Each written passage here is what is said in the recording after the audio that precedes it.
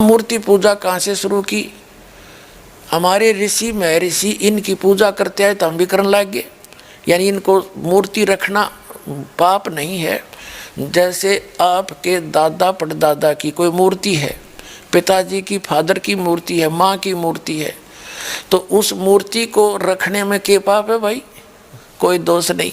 और उसको नमस्कार भी कर दिया सत्कार से तो वो भी पाप नहीं। मतलब कहने का भाव ये है कि हम किसी मूर्ति को रखते हैं, अपने माता पिता को की मूर्ति है तो वो बुरी नहीं है, लेकिन उसको भगवान मान के पूजना ये गलत है। तो हम मूर्ति की पूजा, जैसे हिंदू धर्म से दास खूब परिचित है, ये बेसिक मूर्ति का फूल भी चढ़ावे हैं, उसने नवावा दवावा भी हैं और उसका आगे धूप दाप भी दे हैं, पर पूजा तो उससे भी नहीं करते हैं। कोई किसी मंत्र का जाप करता है, कोई गीता का पाठ करता है, कोई पुराण का पाठ करता है। और फिर भी इनसे कोई पूछता है, जैसे दास विष्णु जी का पुजारी था, हनुमान जी का, बाबा श्याम जी का, यानी जैसे सारे ही देवताओं के हम तो पुजारी थे जब तक ज्ञान नहीं था। तो फिर भी हमसे कोई पूछता था कि समाधि ध्यान लगाया करो। ध्यान लगाते क्या देखा कि भगवान तो दिखता ही नहीं, वो तो निराकार है। हम फिर भी अन्य परमात्मा को परमात्मा मानते थे, विष्णु जी को अपना इष्ट मानते हुए, साकार मूर्ति रखते हुए भी हम भगवान को कोई अन्य ही माना करते थे।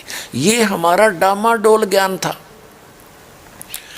अब परमात्मा, जैसे मुसलमान भाई कहते हैं कि हिंदू सब मानते सब खुदा हैं, तो ये उनकी अल्पज्ञता है, अध्यात्म ज्ञानहीनता है। जैसे वो भी मानते फरिश्ते हैं, उनको देवता कहते, फरिश्ते को हम भी मानते हैं फरिश्ते हैं और देवता हैं। और वो भी मानते हैं मुसलमान भाई के पूर्ण परमात्मा तो एक ही है, हम भी मानते हैं एक ही है। कहने का भाव ये है कि हम परिभाषा प्रभु की से अपरिचित हैं। तो 10 मिनट के अंदर आपको परिभाषा प्रभु की बताते हैं। जैसे एक तहसीलदार है, तहसीलदार को भी हम साहब कहते हैं। वो तहसील का मालिक है, स्वामी है। और फिर एसडीएम साहब है, वो से ऊपर हैं। फिर डिप्टी कमिश्नर साहब हैं, वो भी साहब कहलाता है, वो अपने डिस्ट्रिक्ट का मालिक है। फिर कमिश्नर साहब है। फिर मंत्री को भी हम साहब कहते हैं, मुख्यमंत्री को भी हम साहब कहते हैं, प्रधानमंत्री को भी हम साहब कहते हैं, और राष्ट्रपति जी को भी हम साहब ही कहते हैं। यानी ये सभी साहब हैं और सभी खुदा हैं। खुदा का मीन अपने सतर के स्वामी। तहसीलदार अपने सतर का साहब है, एसडीएम अपने सतर का साहब है, और डीसी अपने सतर का, मंत्री अपने सतर का, वो साहब है ही है। और मुख्यमंत्री अपने सतर का साहब है, प्रधानमंत्री अपने सतर का साहब है, और राष्ट्रपति ओवरऑल कंट्रोलर वो सब का साहब है। तो सभी साहब भी हैं और सभी उस खुदा के भी उस खुदा के हैं। यानी सभी साहब होते हुए जितने मंत्री मुख्यमंत्री हैं, और ये सब उसके हैं, किसके? राष्ट्रपति के।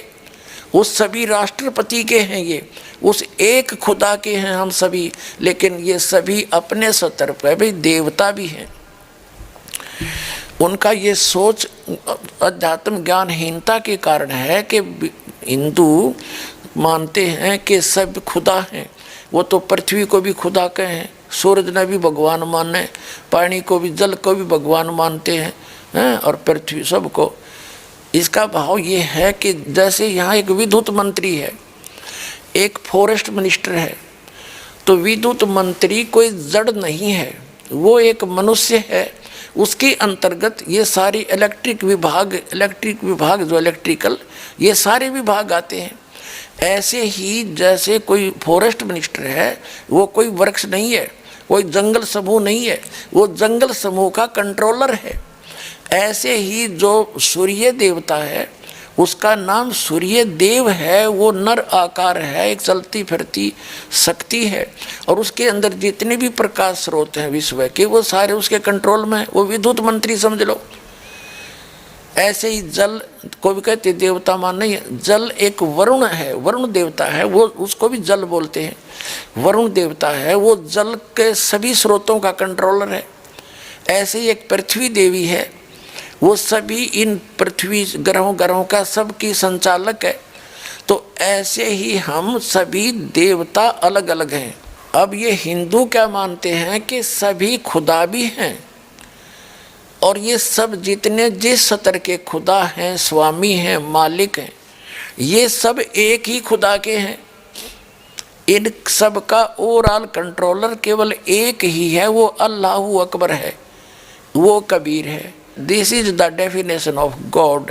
ये उस परमात्मा की परिभाषा है। इसको ना समझकर हम भ्रमित हैं। हम अब दास जो प्रयत्न कर रहा है कि उस अल्लाहु अकबर की जानकारी दास के पास है, जिसकी न तो हजरत मोहम्मद जी को प्राप्त हुई, क्योंकि हजरत मोहम्मद जी को जिसने ज्ञान दिया, कुरान शरीफ का ज्ञान दाता, सूरत फुरकानी 25 आयत 52 से लेकर 59 में स्पष्ट करता है, कोई कबीर अल्लाह है, अल्लाह कबीर है, उसको बड़ा कहते हैं मुसलमान भाई। तो बड़ा भगवान है, उसकी जानकारी कुरान शरीफ का ज्ञान दाता भी नहीं जानता। वो कहता उसके लिए ये वही है, वो अल्लाहु अकबर जिसने 6 दिन में सृष्टि रची, 7वें दिन तख्त पर जा बैठा। और उसकी खबर किसी बाखबर से पूछो, इससे सवसीध है कि कुरान शरीफ का ज्ञानदाता भी उस अल्लाहु अकबर के से अपरिचित है, उसकी ना भक्ति से परिचित है, ना उसके ज्ञान से परिचित है। वो कौन है, कहाँ है, उससे भी परिचित नहीं है। उसके से ये दास परिचित है, वो बाखबर ये पर दास है। इसके पास आओ और अपना कल्याण कराओ।